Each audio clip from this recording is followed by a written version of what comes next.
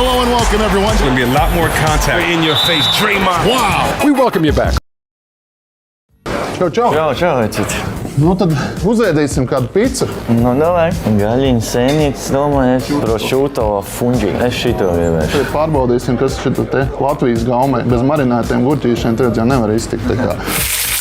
Es piciņu vienmēr ar rokām.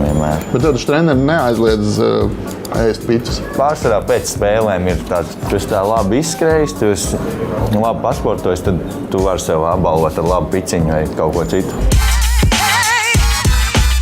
Kā bija 17. gads, jau tagad gadu mīja, kāds bija tajā basketbolista karjerā tieši? Pirmā pusgads tāds neveiksmīgs, varētu teikt, jo neiznāca izcīnīt čempionu titulu ar Ventspili, bet čempionu līgā it kā mēs labi nostartējām, bet pietrūka ļoti maz, lai mēs tiktu vēl tālāk. Tajā Latvijas līgā 4-0 zaudējums VFam, tas bija tāds diezgan sāpīgi, un lai gan mēs sezonā viņus vinējām abas reizes, un ja tu 4 spēles zaudē, tad tā reiz tāds sagrauts jūties īstenībā. Nāca izlase, kas bija atkal citas emocijas, pozitīvi uzreiz. Borziņš bija, kas ir augsts līmeņa spēlētājs, protams. Un man bija savas iespējas. Es uzskatu, ka es diezgan normāli arī izmantoju. Man likās pēc sajūtām, ka mēs varam vinēt jebkurus ar tādu sastāvu, kāds tiešām bija. 5. vieta, tas arī ir labs sasniegums, bet arī bišķiņ tas sāpīgais palika, kad tā Slovēnija bija tik tuvu, ka mēs viņus tiešām varējām vinēt, un viņi parādīja, ka viņi arī Spāniju var mierīgi vinēt. Un es domāju, mums Spānija arī visādi varēja būt, un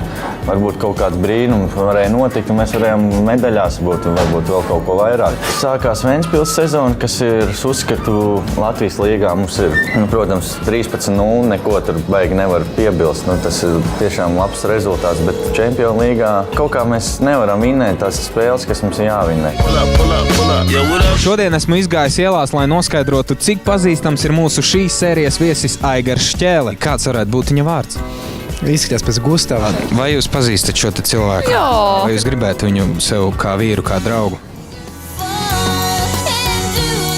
Es nezinu, vai viņš vispār mūs laistu klāt. Ar ko viņš nodarbojas, jūsuprāt? Kaut kādā kafejnīcā varbūt strādā. Florbola spēlē. Es domāju, ka nav tetovēts. Tā ir roka, tā ir hena. Kas viņam varētu būt uztetovēts un kur? Šitā gada gājienus teikšu kaut kādu ķīniešu burti, kaut kur uz pleca, kaut kas tāds. Что он делает по жизни? Валяет дурака. Atgriežoties vēl pie Turcijas, tur varbūt ir tā rezerve, kas varbūt bija tas izšķirošie brīži, jo tur jau ar Sloveniju viss izšķīrās 1-2 epizodēs. Paveicās, jo Dončič iemet ļoti, no centra gandrīz ar atsitienu. Mums kaut kā mēs bišķi sasteidzām to uzbrukumu. Es uzskatu, ka veiksmi tur jau beigās tur bija. Bija tā sajūta, ka, ja mēs vinnējam, mēs esam jau 4. Tas jau būtu vispār tāds sasniegums priekš Latvijas kaut kas. Tur iepriekš spēlēja 7-8 minūtes izlasē, tagad 30 minūtes. Treneris Arnis Vecagars, vienu dienu viņi bija atbraukuši uz Ventspili. Viņš teica, tev redz kā pirmo saspēles vadītāju, lai gan es Ventspili vispār nespēlēju saspēles vadītāju, es nekad neesmu īsti spēlējis, bet viņš teica, es gribu, tev būs jāspēlē, un es teicu, jā, es esmu tam gatavs. Ļoti sen jau sāku spēlēt, varbūt, kad vēl nebija Getiņš. Es zināju Raimondu Elbakjanu caur brāli. Rīdzenē kaut kā bija, viņš teica, atnāc, mēs tur taisīsim kaut kādu to geto basketu, kaut ceturtdienās kaut kādu strīdbalu. Es domāju, jā, aiziešu, man bija kāds 15 vai 16 gadi. Tos 15, 16 gados no rīta līdz vakaram draugi spēlējām, un tur jau sākās viss. Kāpēc tu ēd saldējumu augstā laikā? Es esmu roadboy.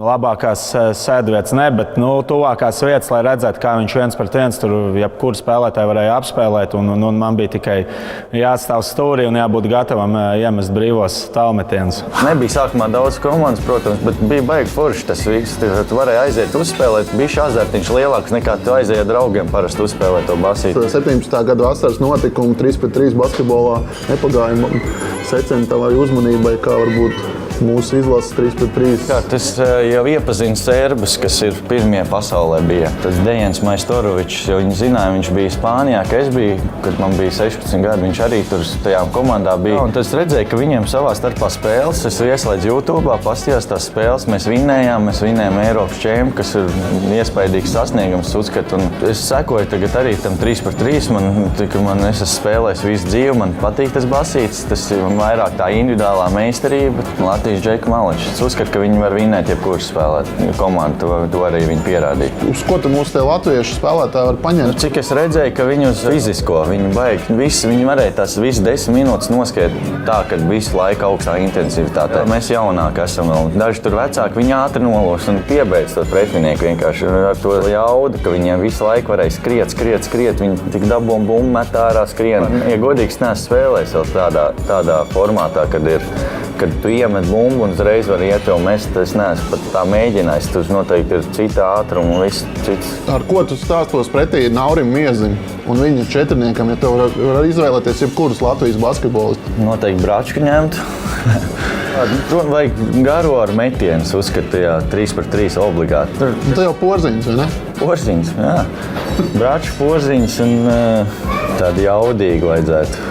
Tādu garu jaudīgu. Varbūt Žants Peiners? Jā, der. Priekš strīdbols, domāju, arī ļoti. Viņš fiziski spēcīgs, ir garš, metieni, labi individuāla tehnika. Mēs paņemt viņus. Šeit ir tā situācija, ka uz olimpiskajām spēlēm var tikt gan ar 5-5 basketbolu un 3-3. Jā, tas īstenībā tāds šoks bišķiņ, bet tas ir krūti, jo tāpat kā pludmales volejbols, piemēram, ir. Man pēc liekas skatītāks, protams, tāpēc, ka tur latvieši augstā līmenī spēlē, bet tas pats arī strīdbolu. Varbūt viņš var tā izsisties, ka cilvēkiem vairāk patiks skatīties to 3-3 nekā skatīties 5-5. Nu. Tev jau, protams, tā ir ar 5-5 izlases mēģis tikt uz olimpiskajām spēlēm. Nu, tas gan, jā. Uz olimpiskajām spēlēm būtu forši aizbraukt. Kurš tad ir vainīgs pie tā, ka tu ar oranžo bumbu? Kaut kādos 6 gados man aizsūtīja tā arī, es līdz šim brīdim ar to nodarbojos.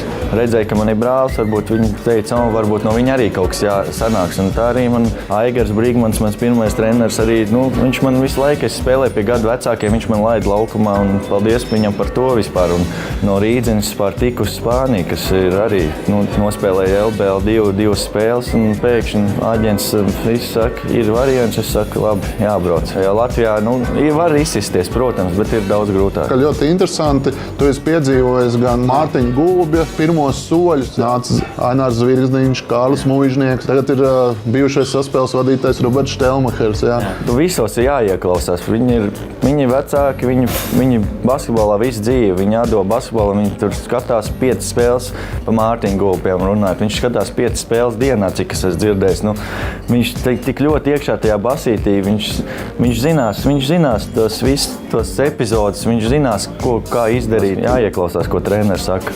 Daudzi nezināja, kas ir Aigars Šķēle. Daudzi, domājams, bija aizmirsuši par tādu spēlētāju. Šķiet, viņš pēc traumas atgriezās. Es domāju, viņa tāds svarīgākais moments karjerā bija tas, ka viņš aizgāja uz Jūrmalu. Viņš spēlēja šajā komandā. Ainārs treneris Zvirgzniņš uzticējās un viņš parādīja visu savu talantu pilnā krāšņumā. Ja tagad tā padomā, ko es vairāk varēju gribēt, es biju gadu izlaidis vairāk, es biju no Spānijas atbraucis un es nebiju vispār neko darījis, trenējies, nespēlējis. Tas ir pilnīgi normāli, ka viņš man tur nelaida beigās, kad svarīgākās spēles, jo tur bija daudz pieredzējušāki spēlētāji. Kurš bija tas mirklis, kad tu saprati, ka basketbols būs tava profesija? Es gāju uz to mērķi, es gribēju, jo es nezināju, ko es citu varētu tā darīt. Man nebija tāds beigās cits intereses, jo es visu atdevu tā kā basītim. Es aizbraucu uz Spāniju, es tur ļoti labi nospēlēju. Tad sanāca traumas man un tad bija tāds pagrimums bišķiņ, bet es turpināju trenēties. Paldies, ka man vispār barons tādu uzaicināja čalu no malas apmēram, kurš nav gadu neko darījis un jaunais vēl. Tad es Jūrmalā tiku un labu sezonu aizdīju, tad sapratu, ka basīts ir man dzīve pa lielam. iespēja, kā ir izcelties. Jā, mēs redzam, jā, tev viena roka jau ir tetovējumos, jā, basketbola formā to vēl labāk redz. Jā.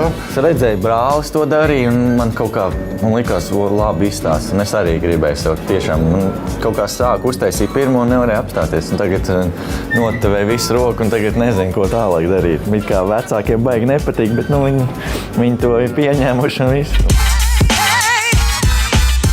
Baumas ir bijušas, ja, ka tur pāries uz vēl kādu klubu. Cik vērtīgs basketbola klubam Ventspils ir Aigars Šķēlis? Naudas ziņā?